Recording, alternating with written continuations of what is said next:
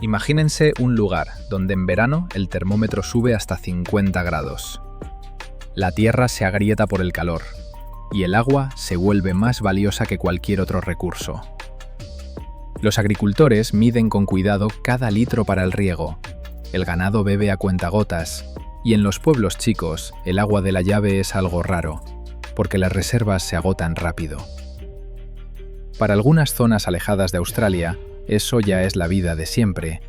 Las sequías largas y las lluvias escasas y breves convierten enormes territorios en desiertos sin vida. Por eso, desde hace muchos años, no paran los debates sobre la necesidad de una fuente de agua completamente nueva, que no dependa ni de la temporada ni de las precipitaciones. Pero, ¿cómo encontrarla? ¿De dónde sacar agua dulce en medio del desierto? Quédense con nosotros, porque lo que viene es muy interesante.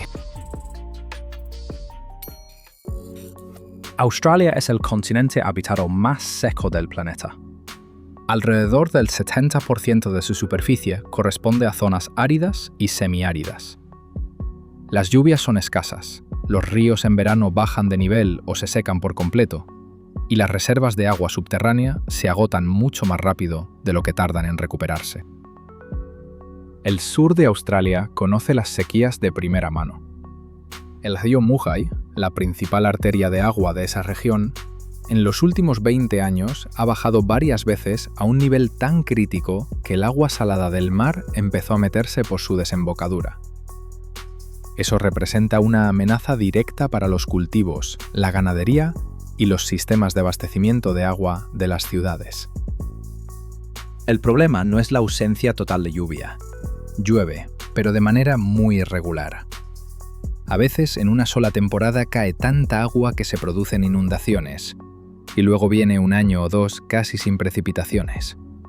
Esa imprevisibilidad resulta peor que una sequía constante, porque es imposible prepararse bien para ella, ni adaptarse con anticipación. Los distritos del norte y del sur de Australia son especialmente vulnerables. Ahí están los complejos mineros, trabajan los agricultores y vive gente en pueblos pequeños. Todos necesitan agua y todos compiten por ese recurso limitado. Las minas consumen agua en cantidades enormes. Los agricultores apenas pueden con la escasez de agua para el riego. Los habitantes de los pueblos simplemente quieren poder calmar la sed. La primera idea que se viene a la mente es llenar los lagos del interior. En Australia existe el lago Eyre, uno de los más grandes del país. A primera vista parece que ahí está el depósito, listo para usar. Pero el problema es que el lago Eyre está por debajo del nivel del mar. Es salado, y la mayor parte del año está casi completamente seco. Cuando el agua llega ahí de todas formas, se evapora rapidísimo. La evaporación es el peor enemigo de los cuerpos de agua abiertos en un clima seco. En el aire caliente y seco, un lago de varios kilómetros cuadrados pierde en un año tanta agua como la que consume una ciudad entera en varios meses. Construir grandes depósitos abiertos en medio del desierto es una manera costosa de simplemente evaporar el recurso, junto con el dinero invertido. La segunda respuesta obvia son las aguas subterráneas. En Australia existe la Gran Cuenca Artesiana, una enorme acumulación de aguas subterráneas ubicada bajo varios estados. Comenzaron a explotarla desde el siglo XIX y por muchos años pareció que las reservas eran prácticamente inagotables. Sin embargo, la cuenca se recarga muy lentamente. El agua se fue acumulando ahí durante miles de años, y el bombeo intensivo comenzó apenas hace unas décadas. En algunas zonas, la presión en los pozos ya bajó de manera notoria. Además, el agua de ahí suele ser salada o está cargada de minerales en concentraciones tan altas que no sirve ni para beber ni para regar los campos. Con las aguas subterráneas viene otro problema serio. Esas aguas sostienen ecosistemas únicos. En algunos manantiales artesianos viven especies de peces e invertebrados que no existen en ningún otro lugar del planeta. Si la presión baja y el manantial se seca, esas criaturas desaparecen para siempre. Por eso, simplemente bombear agua sin pensar en las consecuencias no es una opción. Fue en ese contexto donde surgió el proyecto Northern Water. Su idea es sencilla: construir en la costa una planta de desalinización de agua de mar y luego tender un ducto hacia el norte, hacia los distritos mineros y los pueblos de Australia. La distancia desde la costa hasta el punto final es de unos 350 kilómetros. La purificación del agua de mar se basa en el principio de la ósmosis inversa. No es química complicada ni un milagro tecnológico. El agua se empuja con alta presión a través de membranas con poros muy pequeños. La sal y los contaminantes quedan de un lado y el agua limpia pasa al otro. Este método se usa hoy en día en los lugares más variados del mundo. Australia ya tiene experiencia con plantas similares. En Perth funciona una gran planta desalinizadora que abastece de agua a una parte importante de la ciudad. Instalaciones parecidas operan en Melbourne y Sydney. Es decir, la tecnología ya está probada en la práctica. La pregunta no es si funciona, sino cuánto cuesta y a quién le conviene. Una de las particularidades de esa purificación es que el agua obtenida resulta demasiado pura. No tiene los minerales que el cuerpo humano necesita. Por eso, antes de mandarla por las tuberías, hay que mineralizarla, es decir, agregarle calcio, magnesio y otros elementos. Eso implica una etapa adicional, equipo adicional y gastos adicionales. Ahora, sobre el ducto. Tender una tubería de varios cientos de kilómetros a través del desierto australiano no es una obra de construcción normal, es una expedición de verdad. Los caminos son de terracería, la maquinaria se recalienta, los trabajadores hay que traerlos de lejos y garantizarles techo, comida y comunicación directamente en condiciones de campo. En verano, la temperatura del aire en esas zonas llega a 50 grados. Las estructuras metálicas se expanden y se deforman. Tender la tubería exige tomar muy en cuenta los cambios bruscos de temperatura. De lo contrario, en pocos años aparecerán grietas en las juntas. Eso no son suposiciones teóricas, sino lecciones reales aprendidas en la construcción de ductos anteriores en Australia. El mantenimiento del ducto después de construirlo es otra tarea de gran escala. Cada ciertos kilómetros se necesitan estaciones de bombeo porque el agua sola no sube por las pendientes. Se necesita electricidad para alimentar las bombas. Se necesita personal que supervise el estado del equipo y corrija las fallas a tiempo. Todo eso requiere inversión continua, no solo los gastos únicos de la construcción. El suministro eléctrico de la planta purificadora y de las estaciones de bombeo es uno de los rubros más pesados del presupuesto. La ósmosis inversa requiere alta presión, lo que significa un consumo considerable de energía. Si esa energía la generan plantas de carbón o gas, la carga ambiental de todo el proyecto resulta bastante significativa. Por eso, en proyectos de este tipo, cada vez se habla más de conectar paneles solares y parques eólicos. El sur de Australia ya ocupa el primer lugar en el país en cuanto a participación de energías renovables. Si la planta funciona con energía solar y eólica, el impacto sobre la naturaleza se reduciría muchísimo. Pero crear esa infraestructura también requiere inversiones serias. Ahora hablemos del dinero. Los cálculos iniciales del costo del proyecto Northern Water rondan los 2.000 millones de dólares australianos. Es una suma enorme. Sacarla del presupuesto de un solo estado es imposible.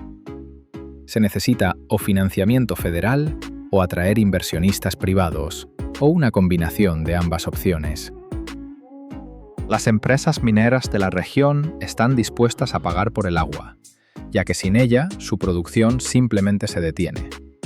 Sin embargo, exigen contratos a largo plazo con precio fijo. El gobierno, por su parte, quiere mantener la flexibilidad.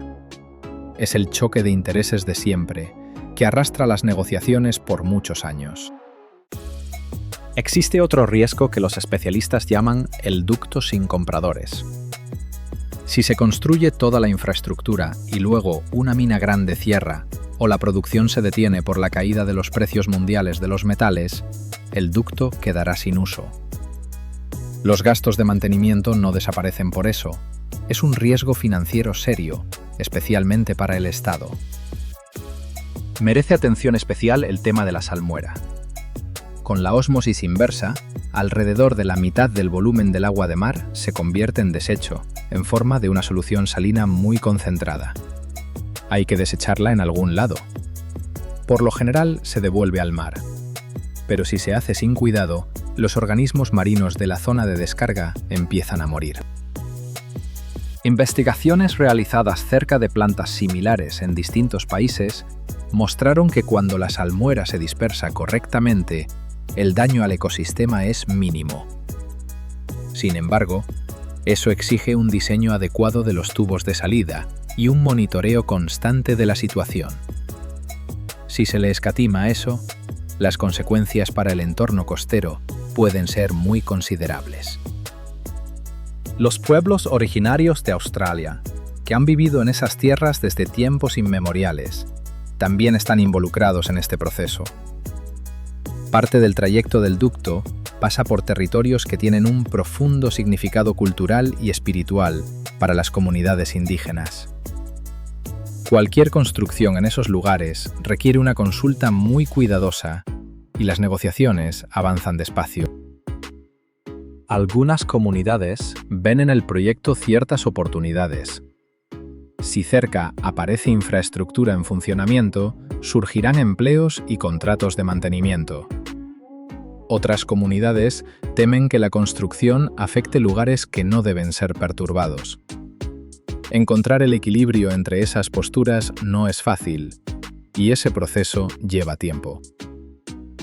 Los ecologistas en general aprueban la idea de reducir la presión sobre los ríos y los acuíferos subterráneos, pero insisten en un control estricto de los posibles efectos.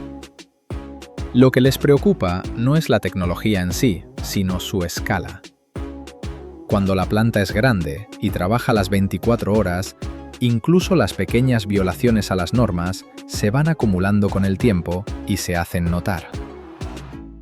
Al mismo tiempo que el gran ducto, en la región se desarrollan otros enfoques. La reutilización de aguas residuales tratadas ya es una realidad en varias ciudades australianas.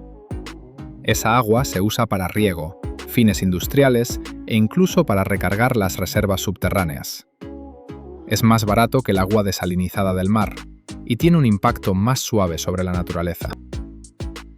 Las redes inteligentes de abastecimiento de agua son otra dirección prometedora. Los sensores en las tuberías y los medidores permiten detectar fugas en tiempo real. En las redes urbanas obsoletas, hasta el 20% del agua se pierde sin dejar rastro, por tuberías dañadas, justo bajo tierra. Eso no es excepción, es la situación normal en muchas ciudades del mundo. Para los pueblos muy alejados, a donde ningún ducto va a llegar, se desarrollan soluciones locales. Una de ellas es obtener agua directamente del aire. Equipos especiales capturan y condensan la humedad atmosférica, acumulándola como reserva.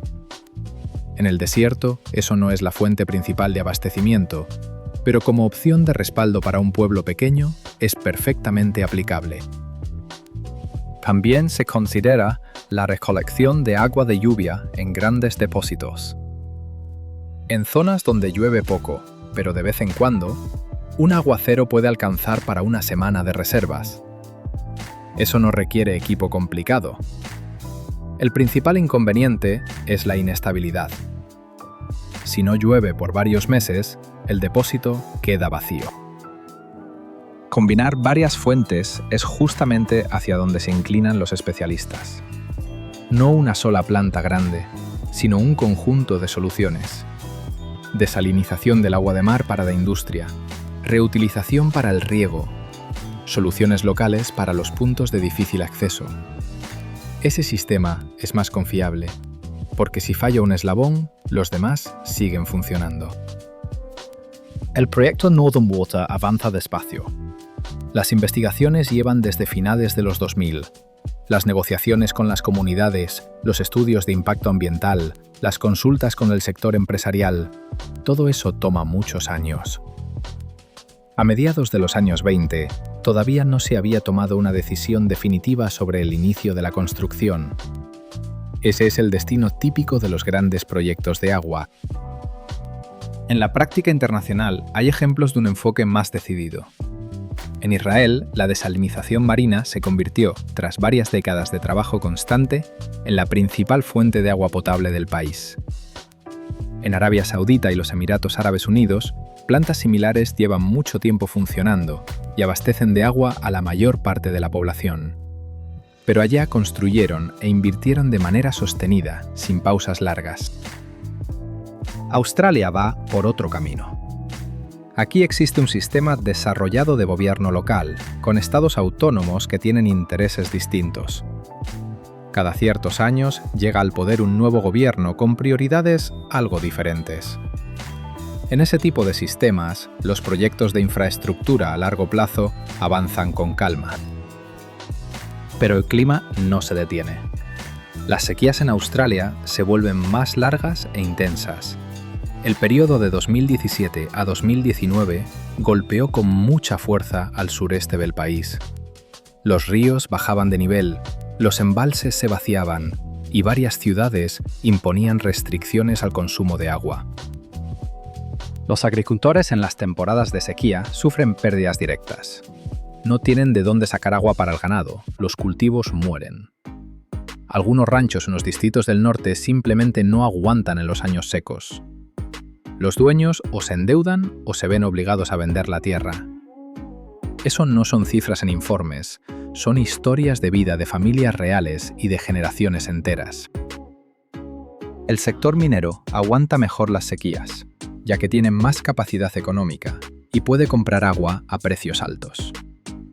Pero eso aumenta la presión sobre el recurso común. Cuando las minas compiten con los agricultores por el acceso a las aguas subterráneas, los agricultores suelen perder. Eso genera tensión entre las comunidades locales y las grandes empresas. El Estado intenta regular la situación mediante un sistema de derechos de agua. Cada usuario recibe un volumen autorizado de extracción, pero en los años de sequía los límites se reducen y ahí empieza una lucha de verdad. Las grandes empresas contratan abogados y defienden sus posiciones. El pequeño agricultor no tiene esos recursos. Precisamente, los derechos de agua se convirtieron en una de las razones por las que el debate sobre el gran ducto se extendió tanto. Si aparece una nueva fuente de agua, los derechos sobre ella habrá que repartirlos de nuevo. ¿Quién tendrá acceso primero? ¿Quién pagará más? Esas preguntas no se resuelven con una ley sencilla. Se resuelven en el transcurso de largas negociaciones políticas. Hay otro aspecto del que se habla poco. Una planta de desalinización del agua de mar requiere mantenimiento constante de las membranas. Las membranas se desgastan y hay que reemplazarlas cada ciertos años. Los químicos para lavarlas hay que importarlos regularmente. Toda esa cadena crea una dependencia de suministros ininterrumpidos y de las fluctuaciones de los precios mundiales de los materiales. Si hay fallas en los suministros o una alza brusca de precios, el costo del agua de esa planta puede subir de forma notoria. En regiones donde el agua ya de por sí es cara, eso representa una carga adicional considerable. Por eso los especialistas insisten. La desalinización del agua de mar debe complementar otras fuentes, no reemplazarlas del todo. Mientras tanto, las investigaciones y los trabajos preparatorios siguen adelante. Los ingenieros estudian los suelos a lo largo del futuro trayecto del ducto, analizan datos geológicos y calculan la ubicación óptima de las estaciones de bombeo. Es un trabajo minucioso, que no llega a los titulares de los periódicos, pero sin él, el proyecto nunca va a despegar. A escala mundial, el interés en proyectos de este tipo no para de crecer. El agua se está convirtiendo en un recurso estratégico. Los países que dominaron las tecnologías de desalinización o de reutilización del agua mediante purificación resultan mucho más resistentes a los golpes climáticos.